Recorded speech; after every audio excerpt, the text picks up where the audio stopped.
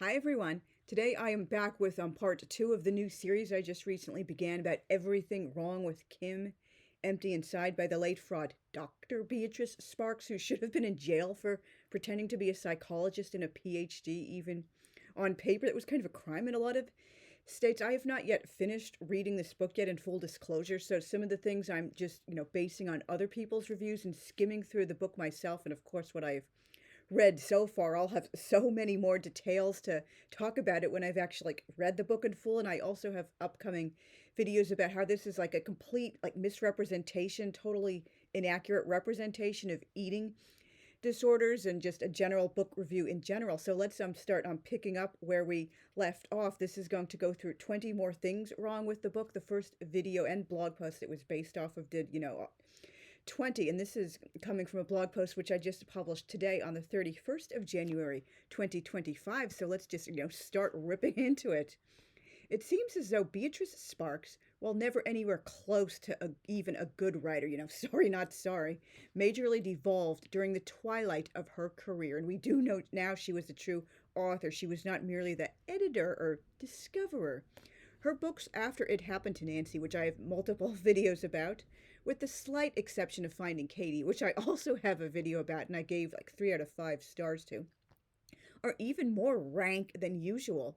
She put no effort at all into even trying to make them good, or as though they were written by actual teens in the modern era. I mean, I am not joking or being hyperbolic or deliberately, trying to nitpick and find fault when I say, all of her characters, they sound like old conservative Mormons. They do not sound like actual teenagers living in the 1990s, the 2000s, or for her first few books. I mean, of course, the one was famously, some of the journal entries were drawn from a real teen boys journal, but she made like 90% or so of the rest up. And, Go Ask Alice, that was also totally made up. Those were in the 70s. And even then she was totally out of step with how actual young people wrote. So let's get down with the list now.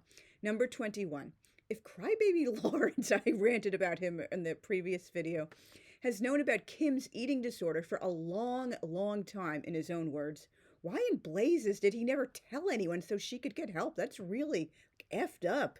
So much for his alleged deep instalove for her, and instalove. It just, I mean, I think all of her books seem to, well, not all of her books, they don't all have romances, but the books in her, the books she wrote, which do have relationships, they all seem to feature insta-love. And it's, of course, based off of Mormon culture. Oh, you meet someone, if you're not engaged within 6 weeks, why are you wasting your time and letting yourself be like a dirty licked cupcake? Anyway, number 22. Dr. Fraud's anti-Semitism is showing when she says a teacher named Mr. Levine, yeah, that's a stereotypically Jewish name, has the biggest bank in town.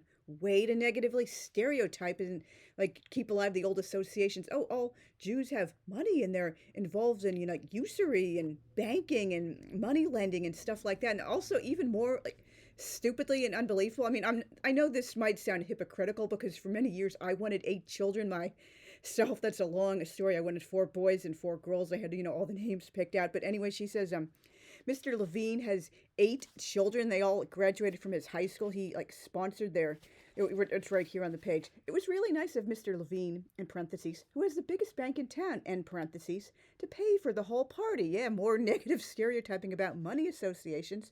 He said it was to honor all 8 of his kids who had graduated from here. I think she was trying to set the book in the year 2000, although as I mentioned, the dates line up actually with the years 2001 to 2002, but regardless of which particular year it's supposed to be set in, how many people, even then, people just did not have 8 children in the early 21st century outside of Orthodox Jewish communities, super traditional old school Catholics, Mormons, of course, Muslims, but just people who were not religious. They just generally did not have nearly that many children. So many things about her books are just completely out of touch with normal modern life.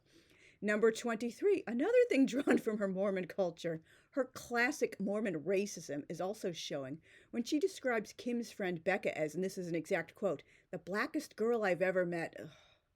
Kim later calls her mother even darker than Becca. And I mean, I think Dr. Fraud was trying to give them a backhanded compliment by describing both of them as, oh, they're so beautiful, they have great posture and la-di-da and perfect bodies. That just seems more like, fetishization. And I don't know if Orientalism is the correct word, but just, oh, look at these beautiful, exotic women with black skin. Oh, they're so beautiful. It's like an object of fetish. And if you're not already familiar with the Book of Mormon, which Mark Twain famously and truthfully described as chloroform in print, like seriously, like the phrase "it came to pass" is used over 2,000 times. It has changed since. Many changes they have made over the years to what they themselves call the most perfect book ever written. Then why did it need hundreds of changes?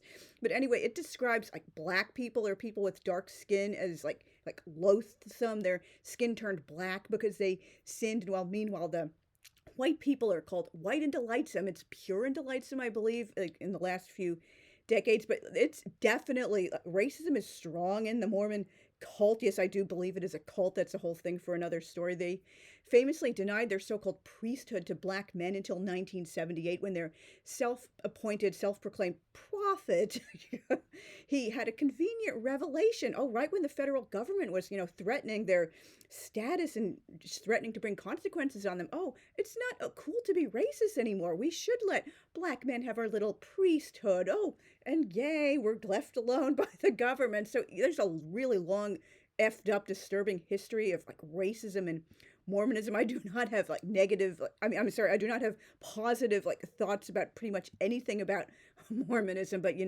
rant over. And number 24, speaking of Becca, why the hell does Kim feel the need to specify Rebecca's real name is Rebecca? Is it what? But that she likes to be called Becca. That's like something a 4-year-old would say. Isn't it obvious to everyone that Becca is a nickname for Rebecca? Like what else could that be like a nickname for intuitively? Like maybe like a couple of names. Oh, there's the element Beck in the name, and oh, Becca sounds cool. But like off the top of my head, I cannot think of any name that could like even remotely be like construed intuitively at first glance. Oh, Becca sounds like a natural, intuitive nickname for that. It would be more worth mentioning, she said, oh, my roommate Jessica likes to be called Becca instead, or, my roommate Ashley prefers the nickname Becca. That would be very different and unexpected. But seriously, it's like saying like, oh, Jennifer likes to go by Jen. Duh. Like seriously, like she was totally insulting the intelligence of her readers. Like all of her narrators, they just sound like overgrown 5-year-olds. Sorry, not sorry. Number 25. Outside of very religious communities, like Dr. Fraud's Morador, as like the Mormon corridor is like nicknamed by like ex-Mormons, it was not common for couples in their late teens in the early 21st century to instantly become so serious like Kim and Lawrence do. This chick is like boy crazy for much of the book, and then, oh, I'm going to settle down with my darling little Peter priesthood. I want him to be proud of me. La, la, la, la, la. They took time just getting to know one another. Imagine that.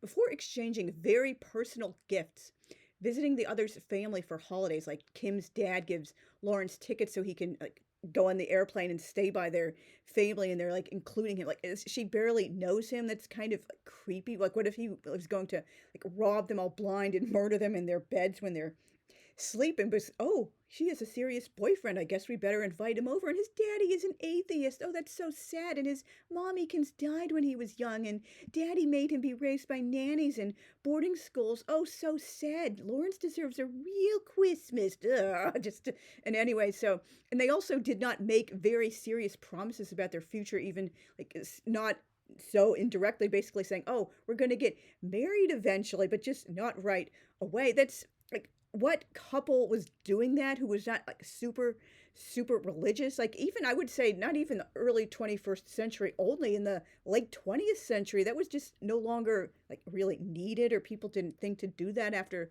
the pill made it possible for couples, and of course liberalizing of other laws, so they could have sex outside of marriage without worrying, oh, we need to be married so we can live together and have sex without causing a scandal. And if the woman gets pregnant out of wedlock, oh, that'll be a terrible thing. But now it's just like couples, they date for much longer. It's not like, oh, let's jump right into thinking about marriage within, a month or something like that. It's just like so freaking stupid. She was totally out of touch with modern life.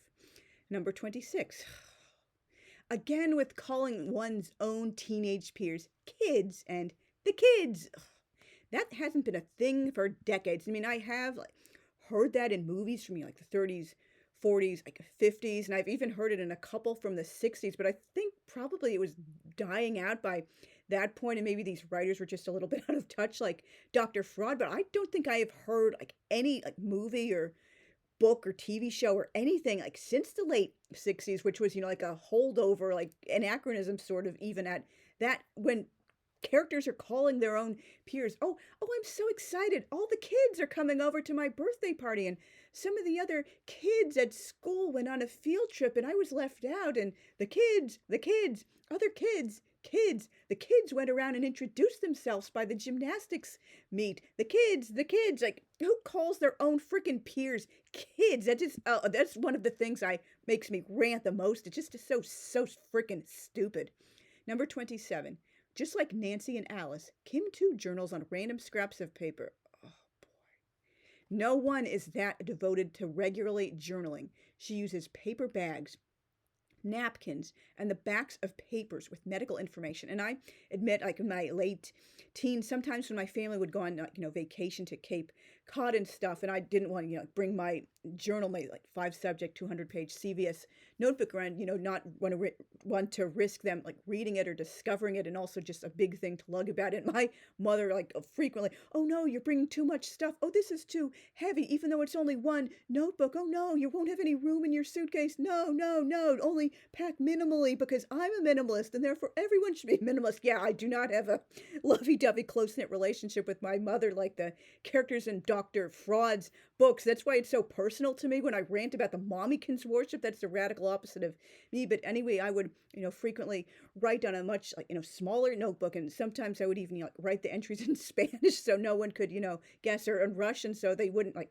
see it and like know what I was writing about. Not that it was like that personal. And when I got home, I would like transfer the journals, translate them into my like regular, translate the entries into my regular journal and like assign the dates to them. So yeah, that is, kind of devoted to journaling, but I would never have journaled on, like, even now I would not journal on like napkins, like paper bags, like, the back of, like just sheets like this. It's just like, why would you do that?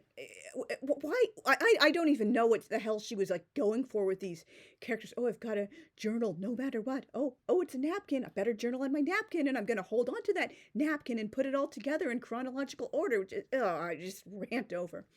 Number 28, lady scientists. Like, seriously?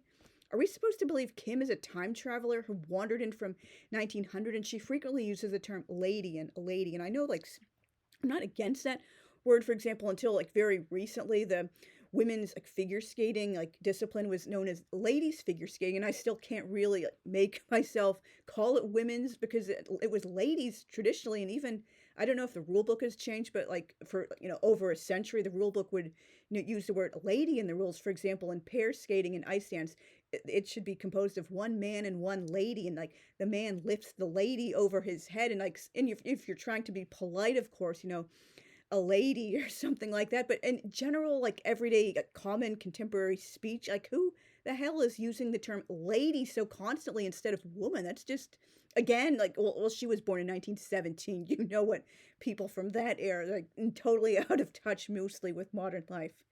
Number 29. The back matter about eating disorders and where to go for help is rather skimpy compared to what she provided in other books, and I do have an upcoming future video and blog post planned about how the eating disorder angle is like handled. Like, it's totally fumbled in this book. It's really inaccurate for so many reasons. Number 30, another of her favorite themes. She just loves to pack in as many like problems and like tragedies and disasters in her books as possible. Kim is drugged with like a roofie or something in her drink and almost raped at a frat party. And she quickly drops this like it never happened. Because in Beatrice Sparks' world, PTSD magically doesn't exist, and healthy people are expected to immediately bounce back from trauma. Oh, I won't think about that anymore. It's my whole load of gagging garbage I dumped in the past. I won't think about that situation anymore. And seriously, like, her roommates somehow, or two friends who went with her, they somehow have the upper body strength to like drag her out of the garden. This dude, Mark, was trying to like rape her outside by the party, and they like drag her into the car, and they fight him off. That's another stupid trope I hate. Like, I'm fumbling for the word, like depicting. That's the word. Women, oh, they have so much upper body strength. It's totally easy for them to like win in a fight with a big, strong, burly, muscular, tall man and like overpower him. That's completely unrealistic, and that unfortunately might give some women like just the wrong idea. Oh, I could win in a fight with a man, and the whole like biological men in women's sports, but that's a whole topic for a whole other video. Number 31. Lawrence clearly has a lot of emotional and psychological trauma and other issues, like legitimate issues, not just oh no, my mommy died and my daddy was an atheist, but like legitimate issues he seems to have, and needs deep therapy from far more than a lightning speed relationship heading quickly towards marriage. Number 32.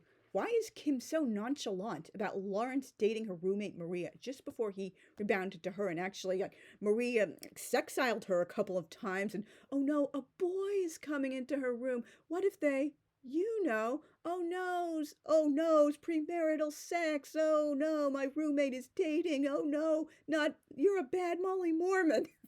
I eventually found out I was a rebound for my now ex, Sergey, after he and his second ex broke up for the last time, and that he initially only intended to use me to make her jealous so she'd come back to him.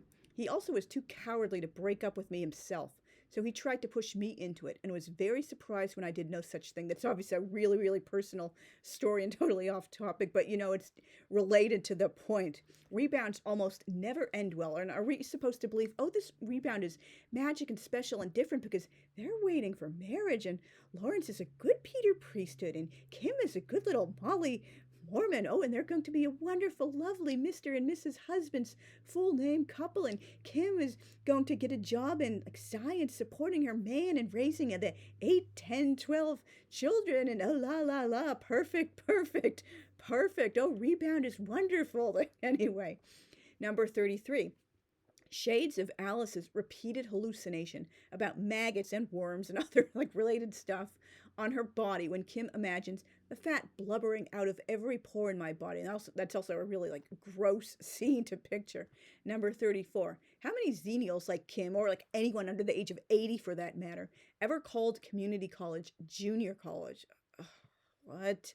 Dr. Fraud is letting her age show yet again. She uses all these terms, no one born past 1950, maybe even earlier, she was born in 1917, and she was a teenager in the 1930s, so of course her language would be a little bit different. It's can you not change with the times? I mean, I know it can be hard to break linguistic habits you're so used to, ingrained for decades, but if you're writing about modern people, teenagers in the modern era, can you at least make a half-assed effort to make them kind of a little bit, even halfway, try to sound like they were born in the era you're claiming they were, instead of, oh geez, oh golly shucks, all the kids are coming over to my birthday party and I was up chucking. That's coming up in the kids, and I went to a junior college, and a catsup, I'm spelling it the old-fashioned way with a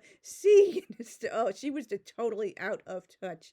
Number 35, speaking of, she also uses the word upchuck, as she did in Nancy. That's just not a word younger people use. I mean, basically all the terms I've ever heard my whole life from people around my age and slightly older. Even my parents don't use the word upchuck. I don't even remember any of my grandparents ever using it. They would, say vomit, barf, puke, hurl, but upchuck, that's kind of a joke word. Seriously. Number 35, continuing this theme, goofy language I ate like a grunt, hog, soft as kitten for rainbow colors with some nice apostrophes sprinkled in there, because teens or anyone making a journal is so pedantic and nitpicky, always using apostrophes. soft, ploppy cow pies when she's eating some beef and she's just imagining the moo moo cow and the soft, ploppy cow pies dropping out of it and the fur. And then, I mean, I can understand, like, maybe you're like converting to veganism or vegetarianism and you're like feeling like, guilty because you're eating something that used to be a living animal, but it's just yet again only put in there because of like the eating disorder reasons. And oh, we're going to show her becoming like unhealthy, unrealistic ideas about food, not because like she genuinely is like doing that, because she like cares about animal rights and is like trying to thinking about converting her diet. And then all of us, like big overfed lazy cats, decided to take naps. Oh, seriously. Number 36, again another specialty. True to form, divorce is depicted as the worst sin ever, a grand crime against one's spouse and children and oneself. Kim even cops a morally superior attitude. This pissed me off so much.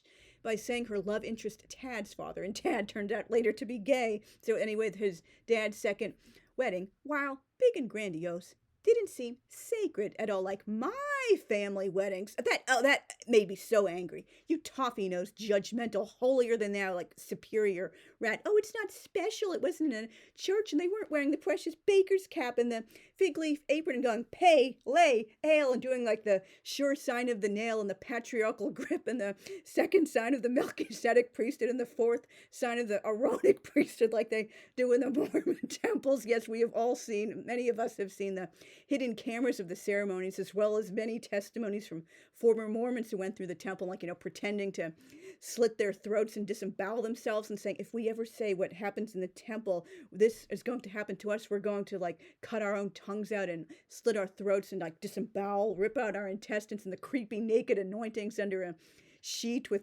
pervy old temple workers. I have so many things I have learned about Mormonism from former members over the last 20 years, but that's, for another off-topic video. Number 37.